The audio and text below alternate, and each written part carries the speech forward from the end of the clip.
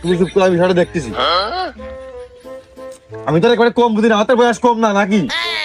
তোর বয়স কত? কমও না। আকরাম ভাই, শুনলাম জমি দোকানপাট বেচপা, তা গাই আমাকে জমি নিলে তো আমরাই নেবো, লাইন ঘাট করি। তোর তো কইও আসলাম যে জমি যা হয় ওখানে 19 কোটি হলো দোকানটা আমার দিয়ে। তা আমার কাছে তুই কবা টবা না কি দিয়ে কি করতে চাইলো বিন্দি? তুই তো আমার প্রেমিকা না যে তোর দিকে একটু মানবতা দেখাবো। রিজাল তোর থেকে আমার 40,000 টাকা বেশি দিচ্ছে। এখন আমার বিপদের সময় দাম জেনে বেশি পাবো, সেনেই তো আমি দেবো। উরি বাবা বাবা, আমার সম্পূর্ণ বিষয় মিয়া ভাই নিজের কান্দেই নেছে। আমি খুশি হয়েছি ভাই। একরামে, তুই আমার না জানিয়ে কাজ কিরাম করে করলি? হ্যাঁ, ওদিকে 50,000 বেশি দিচ্ছে, আমার কাজ কতিস।